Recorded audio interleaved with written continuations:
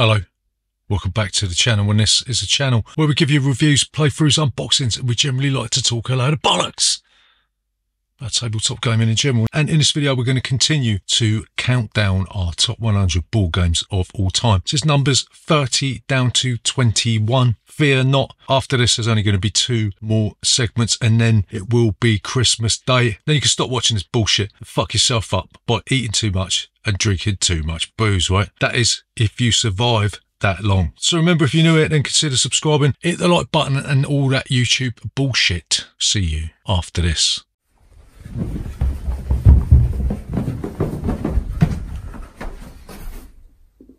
Bollocks.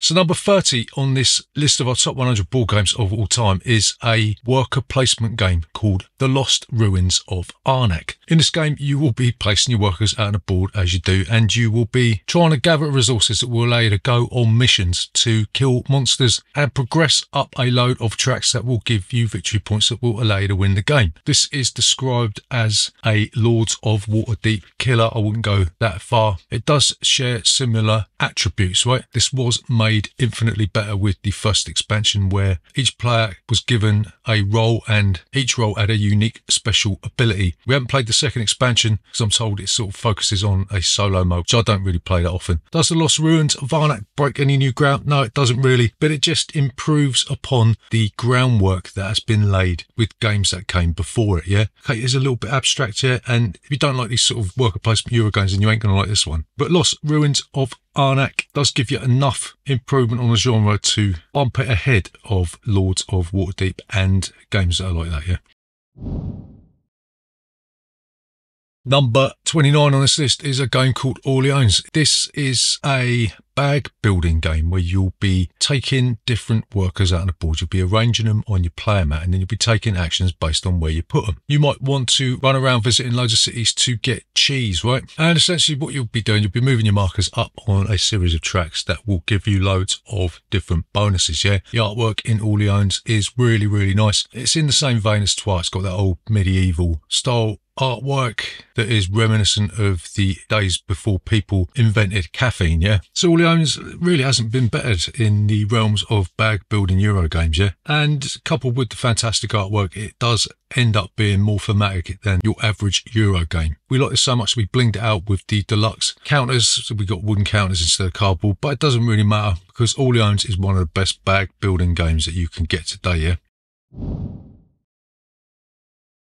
Number 29 on this list is another worker placement Euro game. It's sometimes regarded as not the first worker placement game, but the one that put worker placement games on the map. It's Kalis. In this game, you will be placing your workers out onto a road that goes up to the castle of Kalis. You'll be building buildings and you'll be trying to assist the king of Kalis in building his dungeons and his fortresses and all that shit. One thing that makes Kalis stand out is the fact that you've got this thing called the Provost. As part of the action phase, you can move the Provost up and down the road. If your workers are behind the Provost, then you cannot activate them. So there's a nice little bit of take that in this. This game has practically zero luck, so there's not really anything to mitigate apart from your own mistakes, yeah? Kalis is the granddaddy of worker placement games for a reason, and for that reason we are still playing it today, and for that reason as well it's way up there on our top 100.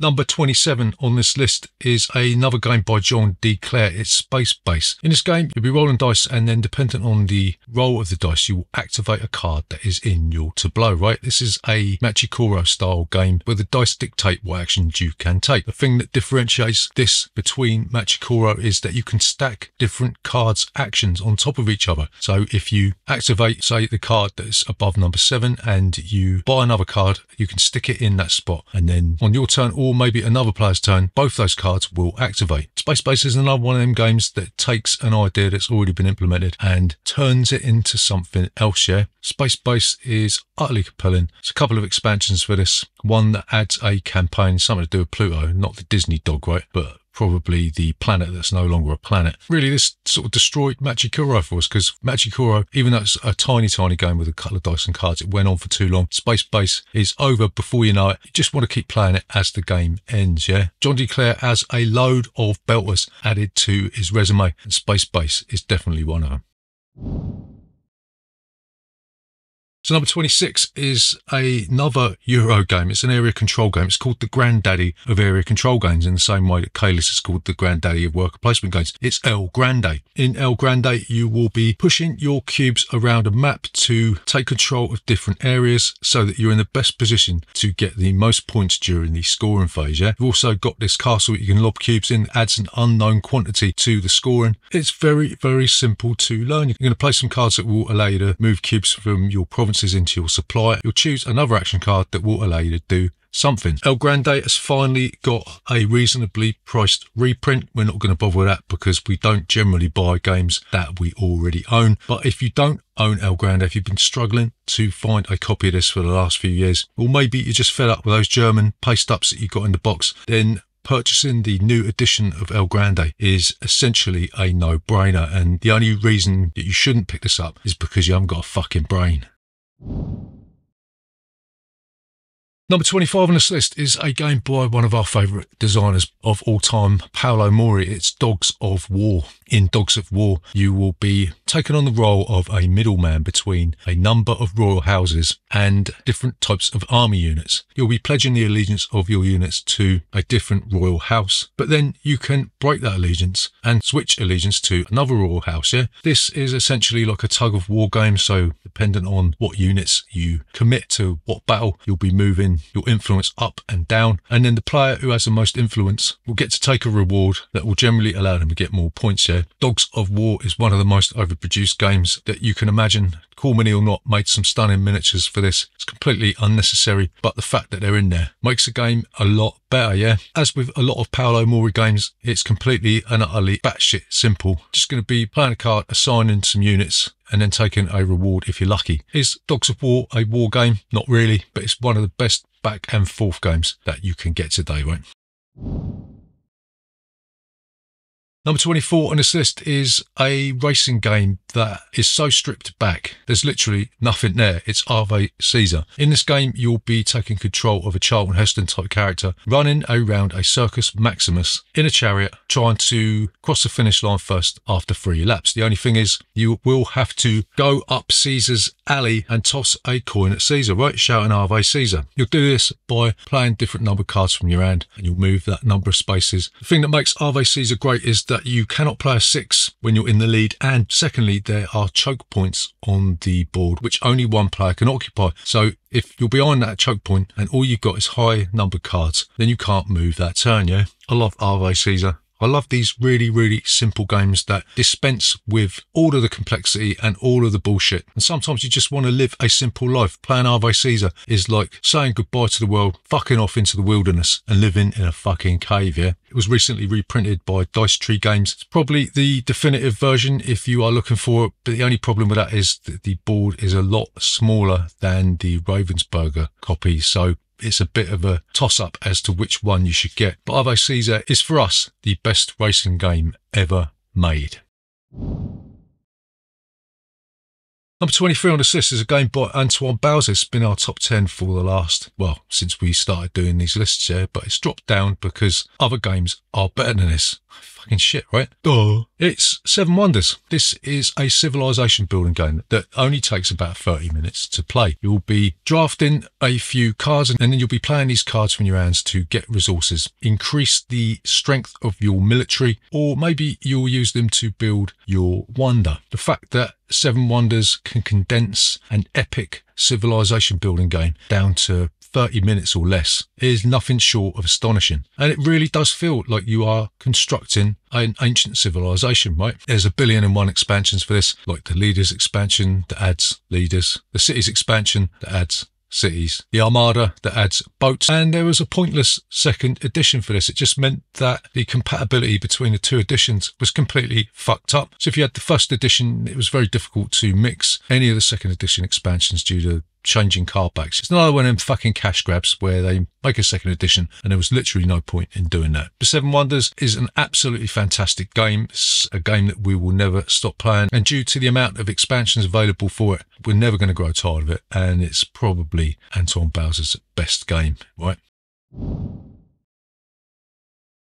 Number 22 on this list is another game about the Cold War. It's Twilight Struggle. I held off getting this for years and years and years because I thought, what are the chances of me being able to get a two-player game to the table? Because my wife is not interested in this theme at all. But I pulled the trigger when a mate of mine said he would like to play it, and I'm glad I did, because I play this with my eldest son quite a bit now. And the theme interests me quite a bit. In Twilight Struggle, you'll be taken on the role of the United States or the Soviet Union, and you'll be playing cards from different eras of the Cold War to manipulate your influence on the board. All the while, you've got to be very mindful that you don't trigger a nuclear war. But if you don't, then you can invest in the space race to get even more points, and eventually one of you will win the game and maybe rewrite history in the process. There's only one thing I don't like about Twilight Struggle, and that is it uses dice to determine the outcome of different events, which is a little bit of a poo-poo. But the way that all the cards are related to historical events and historical facts, even if they are a little bit biased towards the United States and the West, means that Twilight Struggle is a fascinating game. Yeah, it like lifts a lid on a portion of history that isn't really talked about that much these days, you know? I mean, the fall of the Soviet Union affected the balance of power in the world, the ramifications of which we are still seeing today. And there's nothing wrong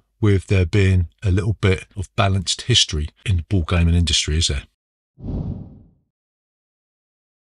So number 21, the game that will conclude this section of our top 100 board games of all time, is a social deduction game called Feed the Kraken. In this game, there is 3 different factions. You've got the pirates, you've got the sailors, and then you've got the cultists. Nobody will know who each other is, and you'll be trying to take actions that will guide the ship in one direction, trying to reach the island that you are designated. There's different tokens on the board that you can steer the ship into. So if you're the pirates, for example, and you think that you're off course, you can steer the ship into a big mound of dog shit that will royally fuck up the pirates' plans, yeah? All the while, there's the cultists who will be trying to kill themselves and kill everybody on board. Feed the Kraken is an absolutely fantastic party game. There's loads of these deduction games out there, like the Resistance, Shadows over Camelot and all that crap. But this is more of a party style board game with some fantastic components here. Every time we play this, everybody is involved. There's no player elimination, and everybody gets invested and everybody is shouting their fucking head off. Such a fun game, yeah. It's one of the best party games you can get. It plays up to, I think it's like 11 players or some fucking stupid number like that. And it's very rare that you get these